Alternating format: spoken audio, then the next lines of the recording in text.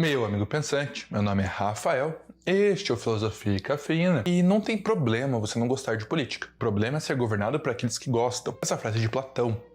Mas o que ela quer dizer com a aula de hoje? Nós vivemos num debate público, tá mais pra briga de torcida organizada, onde é dividido em esquerda, direita, mas se você assistir este vídeo, você vai entender o que cada grupo pensa, vai inclusive enxergar a política por outras dimensões e entender todo o contexto, tanto para conversar com quem é seu amiguinho, quanto com quem é seu inimiguinho. Na verdade, todos podemos contribuir para o debate público, então vamos nessa. Antes de irmos para a ciência política, vamos para a ciência psicológica. O Dr. Luiz Alberto Hans, brasileiro inclusive, tem a sua teoria da identidade de grupos. O que isso significa? Que nós temos a tendência de nos colocarmos em grupos, um comportamento primitivo de sobrevivência. Quem é da minha tribo me causa benefícios, quem não é da minha tribo me causa prejuízos. Quem é do meu grupo me causa benefícios, então todos os que estão aqui causam benefícios e os demais causam prejuízos. Por isso que é muito comum, às vezes, uma pessoa que se identifica com um ponto de um pensamento, de um político, defende todo o resto, porque ele se identifica com aquela pessoa como da tribo. Então logo, se ele é da tribo minha, tudo que ele defender, eu vou defender. Quando a gente sabe que, se você assistir o vídeo de falácias, que também é um comportamento neural, você vai ver que as falácias são ambidestras. Não é só porque o seu político defendeu uma coisa em campanha que ele vai defender todo o restante, você tem que concordar com todo o restante. A falácia da caixa de bombons que está nesse vídeo. Mas, voltando aqui, como eu disse, as pessoas são manipuladas por aquelas que gostam. Então as pessoas que sabem utilizar esse princípio sabem colocar: este candidato não presta porque é do outro grupo. Ué, mas você sabe a proposta do seu? Sabe a proposta dele? Já não sei. Ele é contra o meu político, contra meu lado, então ele só deve querer o mal. O mal pro Brasil e pra família, ou o mal pros pobres, porque ele é contrário. Então, antes de cair nas falácias e nos truques psicológicos, já vamos começar esse vídeo assim, te vacinando contra isso. Essa discussão entre esquerda e direita, de maneira mais séria, ela começou durante a Revolução Francesa. Égalité, liberté, fraternité. Igualdade, liberdade e fraternidade. Bem, eu sei que eu estou devendo algumas aulas de história, como história da Revolução Francesa, Revolução Americana, reformas, iluminismo, até mesmo história grega, Alexandre o Grande, mas calma. Vamos ater aqui a este conceito que surgiu durante a Revolução Francesa. Em resumo, a Revolução Francesa depois do antigo regime do totalitarismo. Depois que o rei foi degolado, uma divisão. As pessoas que tinham um determinado comportamento se sentaram de um lado da Assembleia e as pessoas de determinado outro comportamento se sentaram do outro lado da Assembleia. Assim, ficou claro o ideal que dividia as pessoas à esquerda e à direita daquela Assembleia, inclusive as cores que estão na bandeira francesa. A cor vermelha é associada em bandeiras à luta popular. A cor azul é associada normalmente a bandeiras à prosperidade, riqueza e desenvolvimento. Existe um cisma, que seria o terceiro estado, e não é coincidência partidos, tanto socialistas, bandeiras socialistas e partidos de esquerda usarem a cor vermelha, e não é coincidência o uso muito comum da cor azul em grupos normalmente ditos à direita, ou até mesmo às vezes conservadores. E a gente vai ver que não necessariamente são a mesma coisa. Isso eu vou aprofundar ainda mais, além desse breve contexto, na aula de Revolução Francesa, na aula de História. Prometo que a sua cabeça vai explodir nessas aulas, ou ao menos rolar. Agora, indo para outro historiador, o Christian Lynch, ele coloca a questão de ressignificados. O que isso significa? As palavras significam novamente, elas mudam de significados, que é óbvio. Mas é o seguinte, uma determinada causa, um determinado ideal, um determinado conceito pode tanto estar de um lado quanto do outro, dependendo da história, do processo, e também alguns podem mudar o significado. Vou dar dois exemplos. O primeiro é o exemplo de liberal. Se você assistiu esse vídeo aqui, você sabe o que significa liberal, na sua origem que é o liberalismo, e que isso pode mudar ao longo dos tempos. Mas, se você for, por exemplo, aos Estados Unidos, o liberal é o cara que é considerado mais à esquerda do republicano, também é mais conservador. Às vezes, liberal não tem sentido de esquerda e direita, tem nada a ver. Às vezes é liberal para um lado, conservador para o outro. Nós vamos ver que, em vez de a gente trabalhar com extremos, vermelho é a esquerda, o que é azul à direita, nós vamos trabalhar com uma escala de cores que vai do vermelho até o azul, passando por vários processos. E se você colocar ainda a dinâmica de liberal e conservador ainda nisso, em vez de uma régua, nós vamos ter um diagrama, tipo um plano cartesiano. Eu prefiro chamar de um GPS. Assim você localiza pessoas. E esse esquema aqui eu já vou usar no vídeo para você identificar exemplos reais na história. Mas, voltando ao ressignificado, o porte de armas é uma ideia defendida pela esquerda ou pela direita? Depende, normalmente até por ambos. Se você é a favor da luta armada, para que as pessoas tomem meio de produção. Extrema esquerda defende o porte de armas. Se você é a favor de que ninguém pode lhe causar constrangimento e você tem o direito individual de autodefesa, é liberal, ou seja, não é nem de esquerda nem de direita esse princípio. Mas se você defende que para a proteção individual não podemos confiar em terceiros, no caso um Estado, e sim confiar a nós mesmos, nossa proteção, inclusive de inimigos internos, já é um princípio conservador e também um princípio de direita. Então, o mesmo ideal, dependendo do contexto, pode ser apropriado a um ou a outro espectro político. Então, nós vamos ver que nenhum conceito é estanque, ou seja, se defendeu aquilo, logo você é de esquerda, então tem que defender todo o restante. Se você defendeu aquilo outro, logo você é de direita, então tem que defender todo o restante. Analisando as coisas individuais, nós vamos chegar ao tal do GPS. Pois bem, agora nós temos uma questão tanto de colocar elementos numa escala gradativa, que vai da esquerda para a direita, quanto numa escala gradativa que vai de baixo para cima. Podemos colocar aqui esquerda e direita, mas em cima e embaixo, reacionários, conservadores, totalitários e libertários, e por aí vai. É possível ainda mudar isso aqui, colocar individual e coletivo. Existe liberal coletivo, existe liberal individual, existe princípios de direita que são coletivos, para que todos possam ter assim a busca da prosperidade. Então, nós podemos mudar o nome do que está no eixo para uma outra análise. Eu vou dar exemplos. A análise mais clássica do GPS seria esquerda e direita, liberal e conservador, ok? É claro. Mas antes, só espera um pouquinho, eu tenho que fazer um adendo, ou melhor, um aviso importante. Nós temos que ter cuidado com uma coisa que normalmente é chamada de efeito ferradura. Os extremos são muito mais parecidos do que você imagina. Aqui não é uma filosofia dialética, tá? Mas os extremos são muito mais parecidos do que você imagina. Por quê? Porque eles têm algo em comum. A extrema esquerda, stalinista, o partido que tomava força os meios de produção, colocava em campo de trabalho forçado, porque você tinha que nem que seja forçadamente trabalhar para o Estado, que é ele que vai decidir por você, tem muito em comum com a extrema direita, onde nós temos um Estado totalitário que persegue aqueles que não fazem parte do seu processo, para sim ter um processo onde eles acreditam ter maior prosperidade e maior desenvolvimento. O vulgo fascismo e comunismo, que são gêmeos siameses da mesma mãe. Essa frase já é uma polêmica entre umas pessoas que estavam discutindo, mas aqui eu vou tentar explicar essa frase de uma maneira mais simples. Eles não são gêmeos siameses porque estão do mesmo lado do espectro político de vermelho ou azul. Ambos estão do lado contrários.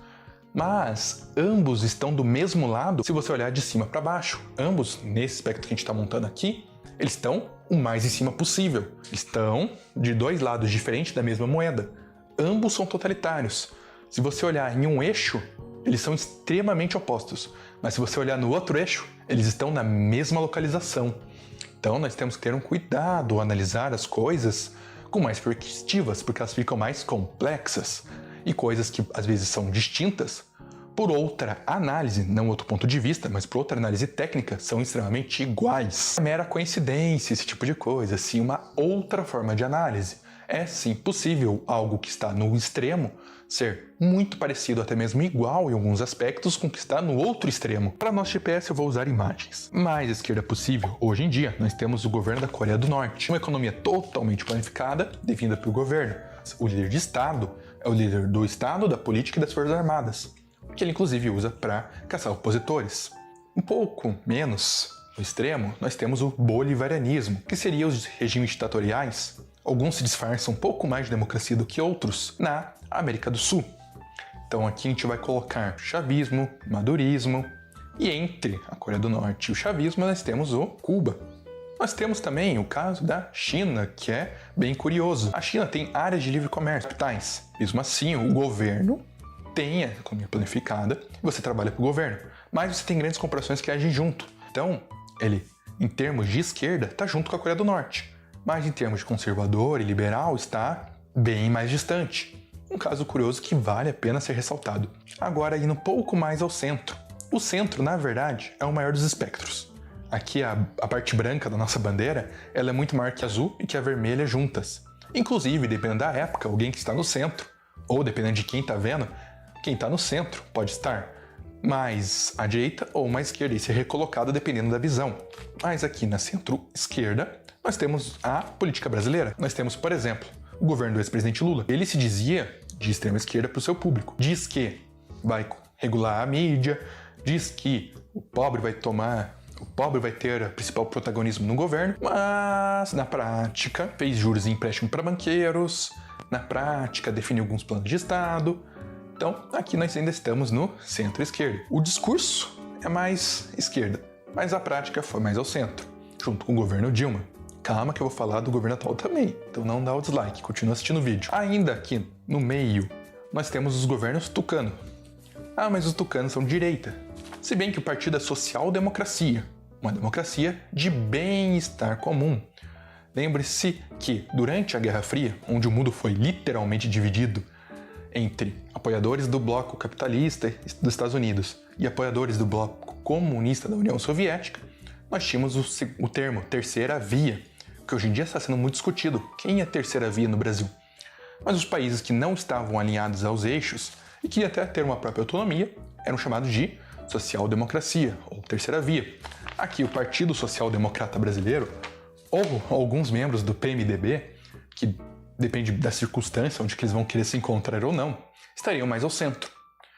O neoliberalismo já estaria mais à centro-direita. O neoliberal, um liberalismo que é mais voltado para o campo econômico do que social, assim se mantendo mais à direita. Aqui nós temos, por exemplo, a figura do Fernando Henrique Cardoso, ou FHC para os íntimos, que em algumas análises é colocado como centro-esquerda, em algumas análises é colocado como centro-direita. Qual das duas está certo? Comente. Se nós avançarmos bastante à direita, vamos para alguns regimes semi-teocráticos no Oriente Médio, inclusive que usam simbologia parecida com o do fascismo. Inclusive, não é de extrema-direita, mas gosta de bancar ser de extrema-direita o atual governo. Na data de publicação desse vídeo. Diz que vai fazer coisas de extrema-direita para sua população, mas assim como o governo que eu citei anteriormente, na prática faz acordos com o Centrão, na prática acaba tomando decisões mais controversas, diz que vai acabar com o procedimento e acaba abrindo um juiz de garantia. Eu sou do Centrão. Então, aqui no Brasil é um caso especial. As pessoas dizem ser de um extremo e acabam agindo mais ao centro, tanto um lado quanto o outro. Normalmente, no resto do mundo, as pessoas tendem a votar no mais moderado. Assusta você ter algum radical no poder. Por isso que muitos radicais tentam se passar por moderados. No Brasil, para presidente, é o contrário. Os moderados tentam se passar por radical para conquistar a sua audiência cativa de cada um. Assim, criando um grupo identitário, os cidadãos de bem versus oprimidos, os libertadores do povo que estão junto com o povo brasileiro contra os integracionistas, ou os brasileiros de verdade contra aqueles que querem acabar com o Brasil. E esse discurso eu já vi de ambos os lados. Mas voltando aqui à nossa escala, nós temos agora um panorama melhor e mais bem localizado, onde alguns políticos que eu falei estão ou mais esquerda mais direita, mas também estão mais para baixo e mais para cima. Então, uma visão muito mais ampla e que vai te ajudar a fazer suas análises. E o caso que eu falei do discurso ser diferente com posicionamento, eu recomendo novamente o vídeo sobre falácias, para você ver o que é realmente um ato e o que é um discurso. Isso engana muita gente. O princípio de tudo, antes de eu falar dos principais pensadores e filósofos, aliás, esse é o canal de filosofia, e para indicação, gostaria de dizer que você pode, tanto com a mão esquerda quanto com a mão direita, dar um like e se inscrever no canal.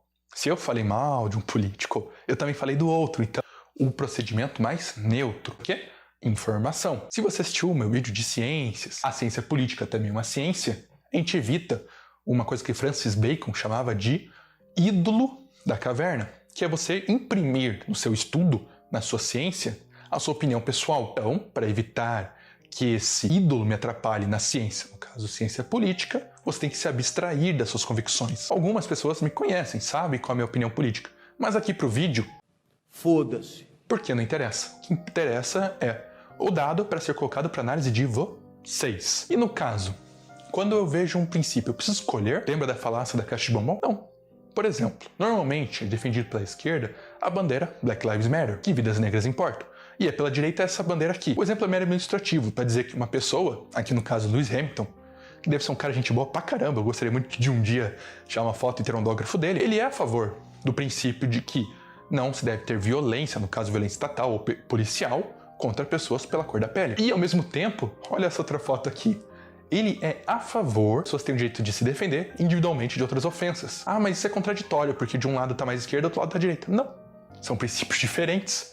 Lembra que eu falei da caixa de bombom? Você pode pegar um bombom da caixa vermelha e um bombom da caixa azul para formar sua própria opinião. Ah, mas eu tenho que pertencer à caixa azul ou à caixa vermelha? Tanto faz, você pertence à caixa sua. Conforme o tempo, isso pode ser ressignificado. Conforme o tempo, você mesmo tendo convicções mais de um lado, você pode, e se for necessário, deve votar em um político que seja do outro lado, para evitar corrupção. Pense primeiro no histórico do político antes do seu posicionamento. Não pede algo que um defende ao outro e deixe os ídolos, no caso não só ídolos a pessoas, mas o ídolo da caverna, ou seja, sua opinião pessoal, de fora da análise política, de fora de análise de contextos políticos. Assim você vai poder ler tanto Marx, que diz que a burguesia, que é a classe capitalista, usa os meios de produções para dominar os mais pobres, e assim o certo seria tirar a propriedade e assim causar no coletivo. Uma aula específica vai estar no canal, então já se inscreve. E também, você também pode ler, por exemplo, a Adam Smith, que diz que a mão visível no mercado autorregula. As pessoas, ao buscar satisfação própria, busca coletiva, um ambiente de livre mercado,